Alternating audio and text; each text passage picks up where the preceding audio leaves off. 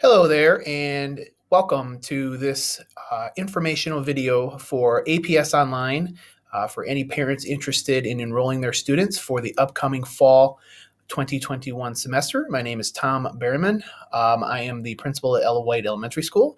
I am also kind of the liaison at the district level for APS Online, so we'll be walking you through some information, and then I am the contact that you can have if you have any questions, if what I present in this video does not answer any of your questions. So again, the goal of what we're going to discuss here is just provide some information so that parents have all the necessary tools when making an informed decision about the educational experience for their children moving into the 21 first semester.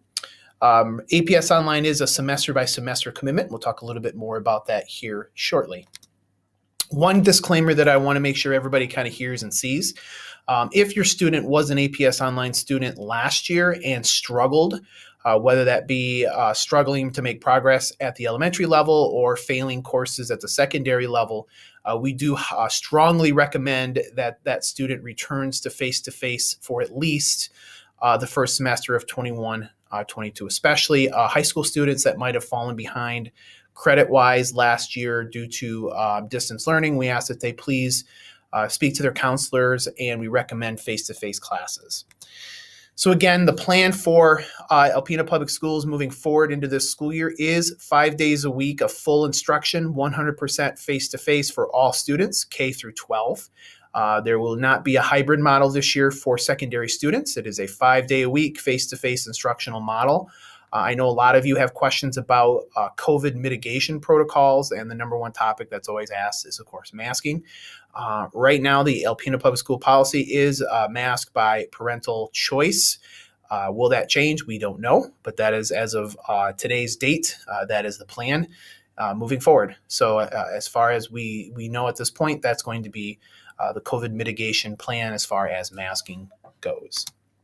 So let's talk a little bit about online classes here in Michigan. So how did APS Online come about? Well, Michigan passed a law called 21F, which is the creation of online courses. So any student in grade 6 through 12 in a public school academy, aka charter school, or a public local district, ALPENA Public Schools would be an example of that, can take up to 2 online courses during an academic term. As the online courses evolved, students now have multiple options when it comes to online courses. We'll talk a little bit more about that here in a second. So can a school district deny a child online classes? The short answer to that is yes. These are all the reasons listed in the law of why a public school district can deny. As you see, number one, if a student is enrolled in K through 5, a district may deny a student being enrolled in an online class. We do delegate that to a parental decision if it's the decision of the parent for their child to be online, with the one caveat that if the student was enrolled in an online course last year and was not making progress or was not completing classes, the district may make a decision of denying APS Online in choice of their face-to-face brick and mortar courses. I don't see that being a common thing, but just so everybody can kind of hear it, that's a possibility. The 2 red ones, or the 3 red ones, are the common reasons at the secondary level that students have been denied an online class. The first one is if they're failing, and in the definition of failing is literally failing the class, or if a student was enrolled in online courses a year ago and did not progress through their credits on pace, that would be also considered to be unsuccessful or failing. So that could be a reason of denial, is if a student struggled last year online, the district has the right to deny APS Online, full-time APS Online for that student. They could take maybe 1 or 2 courses embedded in a face-to-face schedule, but they could be denied full online credits. And timelines, so we just want to make sure timelines are established. So if you make a decision that you want your child to be online and the school year has begun on August 30th, more than likely your child will be denied online classes at that time. So what options do you as a parent have for APS Online?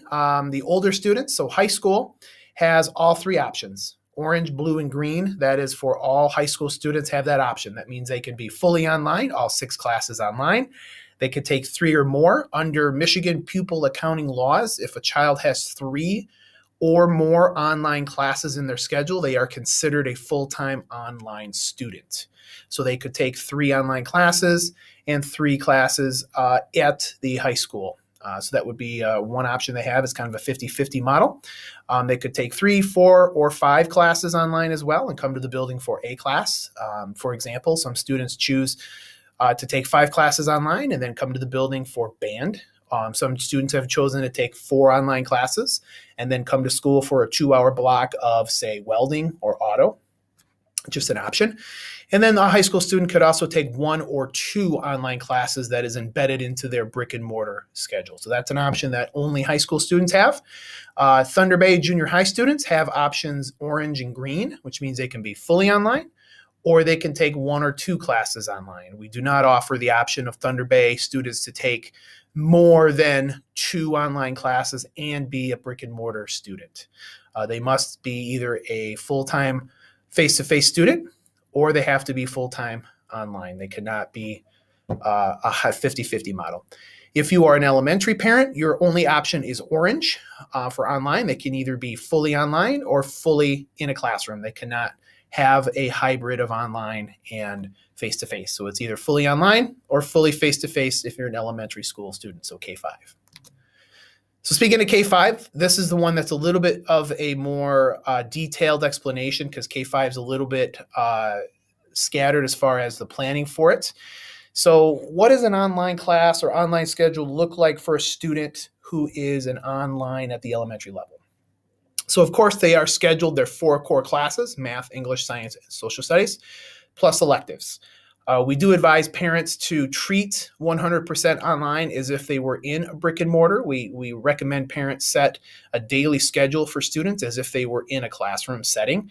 Now, your younger students, K1 and even maybe a little bit 2, is 5 to 6 hours of online schooling a day really an option for them? Not really. From experience, I had an online kindergarten student last year. Obviously, she was not working 5 to 6 hours a day.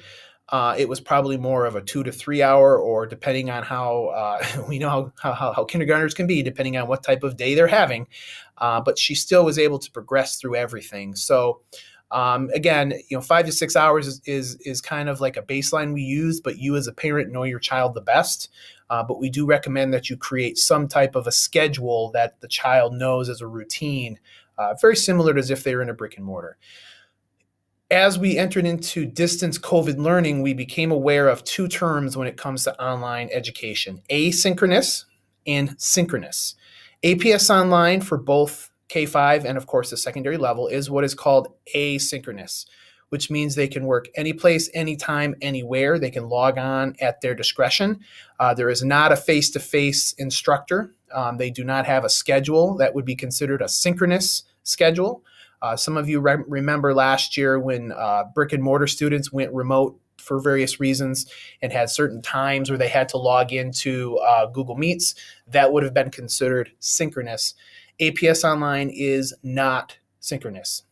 So just keep that in mind. There is not a certain time that APS Online students have to log in. Your online modules include videos, texting, reading assignments, activities, assignments, assessments, etc., etc. Just also keep in mind there is some printing that needs to be done to be submitted to the instructor when you do an online class. So vendors, you have two choices as a K-5 student. You can choose Lincoln Learning or Accelerate. Both have their pros and cons.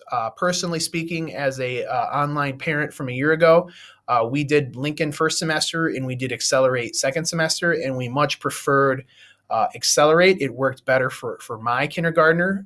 Again, whatever works best for your child, but I do recommend, especially the younger students, I do recommend Accelerate, especially as we'll talk here in a minute. Your non-readers are going to need coaching from parents, and Accelerate was just a better module for that. If your child is an independent online worker and can progress on their own and you just want to let them go, I recommend Lincoln for that. So what does the schedule look like? So at the K2 level, there's one little difference between the 2 vendors. So with Lincoln, you are given both math and English for a full 2 semesters. But science and social studies is only the equivalent of 1 semester of learning. I'll explain why here in a minute. They also have a built-in mentor time. We do have an APS mentor that will be assigned to your child. That main responsibility is just checking in with them and maintaining progress per state law that requires a two-way communication between a district level person. And then they can choose an elective. It could be gym, music, art, and there's more options for electives than just the basic 3 that our brick and mortar students get. If you would like to choose a second elective, it is an option. However, we don't recommend that at this time, especially if your child is new to online learning. Progressing through the core plus an elective is less stress on you and less stress on the child. Accelerate has math and English, and then 2 semesters of science and social studies as opposed to 1 semester for Lincoln. And we'll talk about the difference there. And then, of course, the Growing Healthy Kids and the electives are going to be the same. So why 1 versus 2? So keep in mind, a lot of people say, well, if I choose Lincoln, that means my child's going to be behind in science and social studies since it's only a semester. Not necessarily. So in the Michigan grade level expectations, the equivalent of science and social studies is only about 1 semester for K through 2. So if you take Lincoln and you progress through your 1 semester of science and your 1 semester of social studies, you are actually on pace with brick and mortar students. So you're not falling behind. With Accelerate, you're actually getting more science and social studies than a brick and mortar student gets. So kind of keep that in mind as you're making your decision. You are not falling behind if you choose Lincoln with only a semester of each. If your student is 3 through 5, it doesn't matter. Both Accelerate and Lincoln provide 2 semesters of science and social studies plus math, English, and your elective. So if you're a K2 student, there's a little bit of a difference between the 2 vendors that you kind of have to weigh when making your choice. With grades 3 through 5, it doesn't matter. They're both the same. And again, we talked a little bit about what is Growing Healthy Kids. It is just simply, it acts as a 6th class for your K5 student. It takes away some of the caseload so that they're not having to rush through 6 classes. They're only working through 5, just to help them be successful and not overwhelm them. Of course, if you have an online learner that can progress through, you may choose all 6 classes if you want 2 electives versus 1. But again, students can get overwhelmed very quickly, especially at home instead of in the classroom. So we do recommend 5 classes for our K5 students, but there's just some options there. And again, as I mentioned earlier, parents, the one thing we do have as your role is you're kind of a coach for your child, especially your K3 non-readers. They're going to need more structure from the parent because they can't sit down, read what's going on, and go on their own. They have to have assistance. So keep that in mind. If you're a 4th or a 5th grade student, or your child is what we call an emerging reader, those students can progress through a little bit more at their own pace without parental coaching, but you're still going to have to help them because they're not fluent readers, they're emerging readers at that level. So keep that in mind. As well as when people ask, well, what is my role as a parent? Your role as a parent is really a coach for your young children just to help them progress through. 6 through 8, you also have 3 vendor choices for Thunder Bay Junior High students. You have Edison, Edgenuity, and Stride. Edison is all core and electives. So we ask, all of your core math, science, English, and social studies will all be through Edison. We recommend that you take all of your classes through Edison. And the reasoning why for that is that if you stick with one vendor, because remember, all of your core classes are through Edison. If you stick with one vendor, that means your child only has one dashboard to log into. So if you log into Edison, all of their classes are right there. If you choose an elective through Stride or Edgenuity, those are separate websites. So if you take your 4 core plus an elective with Stride and an elective with Edgenuity, that is 3 dashboards that you and your child have to keep up with. So again, you have options for electives, but we highly recommend that you stick with all of your classes through Edison. Our students have had the most success through Edison, and it sticks to one dashboard. But you can choose to take an elective through Stride if it is not offered through Edison. If you took online in the past, it was called Fuel Ed. Stride has taken over for Fuel Ed. So if you hear the term Stride, it's what would have been Fuel Ed in the past. And then the other option is Edgenuity. All of our course selection guide, which I will include in an email to all parents with this video. All electives are included in our course selection guide. 9 through 12, of course, what is the major difference, people ask, between 6 through 8 and 9 through 12? Is that 9 through 12, you are earning credits. Huge, huge important difference to understand. The high school level, the online courses you are progressing through count towards graduation credit. So if you don't start or finish an online class, that is a one path that a lot of our students have led to credit deficiencies. Again, high school students have 3 vendors. We again recommend Edison. All core and all electives must be taken through Edison if offered. So again, no questions asked. All of your core classes must be through Edison. And if your child, say, wants health, has to take health class through Edison if offered through Edison. Why? Again, our students have found the most success. Hence, my suit-wearing gentleman with the trophy. The most success our students have had is through Edison. And again, just like the middle school students, we recommend this because, again, all of your classes on one dashboard. It's easier for students to keep track of progress, easier for students to keep track of what's going on, as well as you as a parent. Again, Stride is an option. If you want to take an elective that is not offered by Edison, Stride is an option, as well as Edgenuity, just like the junior high.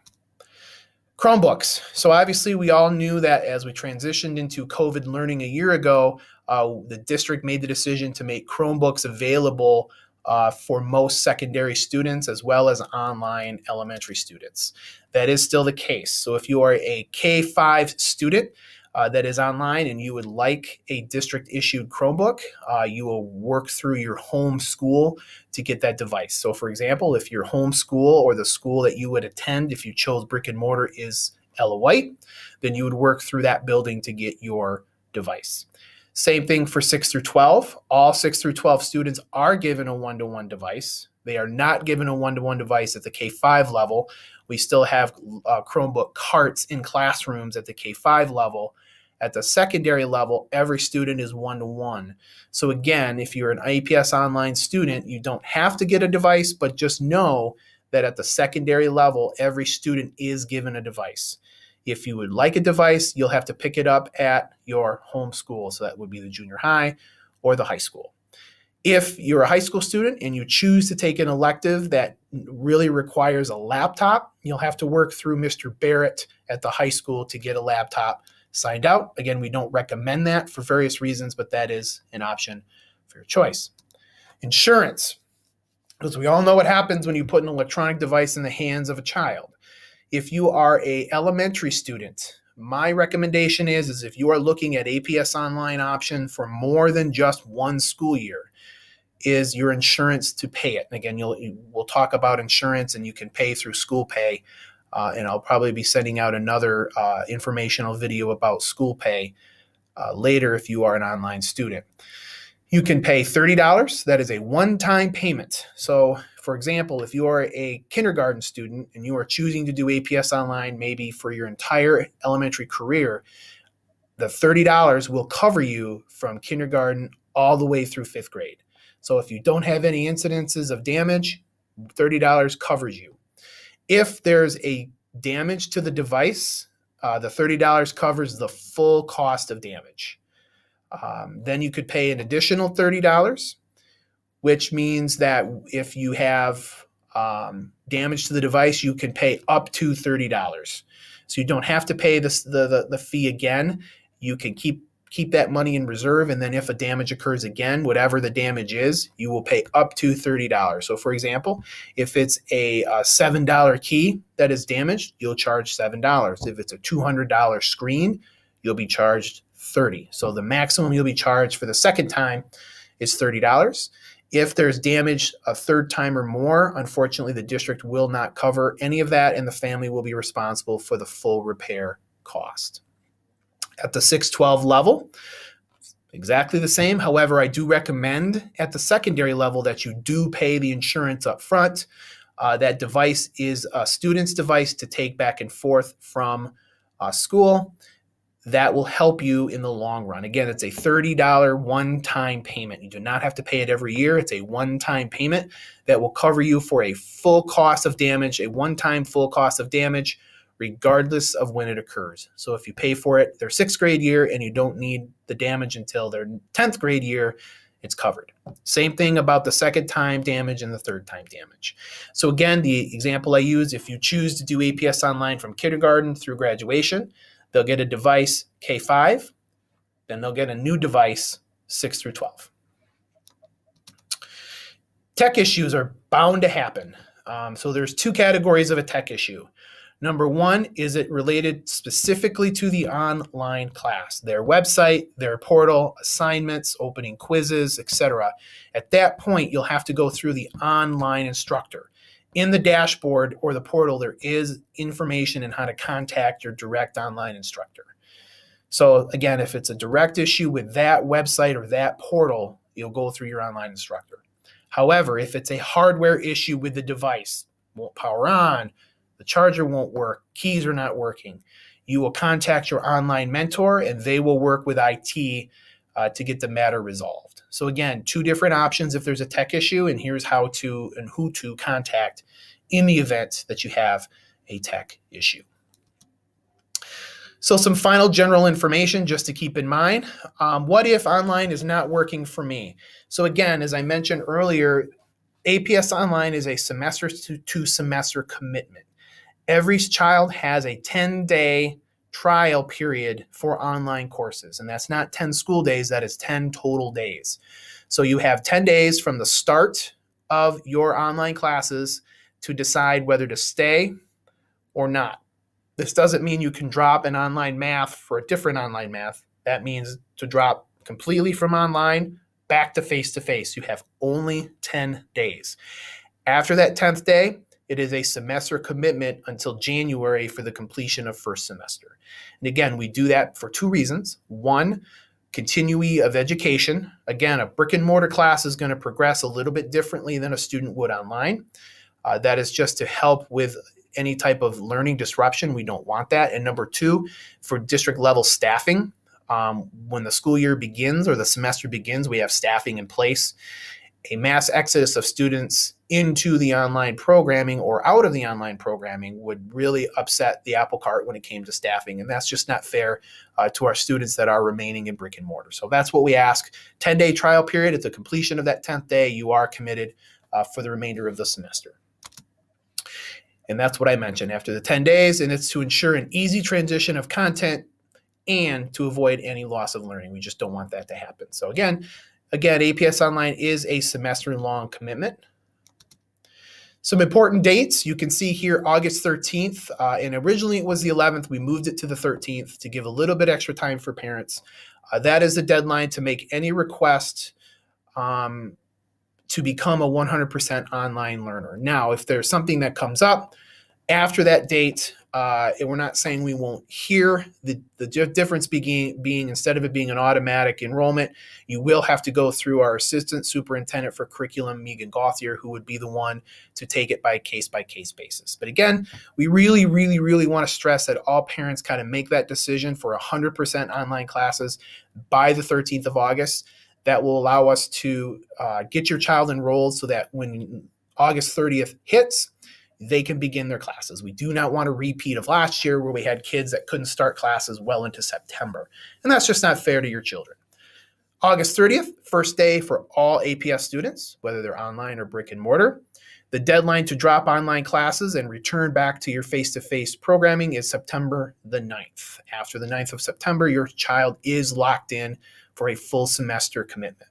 And that is actually true not only for 100% online students, but also students who are at the secondary level that may have 3, 4, 5, 1, 2, however many online classes. After the 9th of September, it's a deadline to you're committed. January 14th is the end of APS Online first semester. And you notice it's a week different from the end for all students. And the reason why we do that is we want to give the online instructors a buffer period to get grades done and submitted, especially for our high school students when it values so much on credits. We want to make sure everything is set and done so that when first semester ends and they come back, it's a fresh start for second semester. So does that mean students can't work on classes in that week? No, sometimes they can, depending on the situation. But we want to make sure we're communicating with our parents that 14th of January deadline, we really need to keep focused so that we have that buffer time for online instructors to get grades submitted. And then January 21st is the end of first semester. And at that time, parents can make a decision whether to transition back to face-to-face or stay with APS Online. So if you have any questions, here is my contact information. Email is probably the most consistent. As many of you know, Ella White is currently under construction, so this office number is where I am working out of at central office. That may be a transitional period. So again, email is the best option to get a hold of me. If you would like a phone call, just simply send me an email and ask me to give you a call with your best contact information, and I will make an effort to give you an immediate phone call to walk through any questions you may have. If you're comfortable communicating through email, you can just send me some questions and I'll be happy to answer them in that manner. But please feel free to reach out if you have any questions. I'll be happy to set up a personal time to walk through any questions you may have, especially if you were unable to attend the meeting, the face-to-face meeting. I'll be more than happy to set up a time to walk through any questions you may have. But again, thanks for watching this. APS Online continues to be a tremendous opportunity for student learning, if that's an option that works best for you, your family, and your student. And we are committed to helping you walk through that process so that it is a success for your child. Thanks again. And again, if you have any questions, let me know.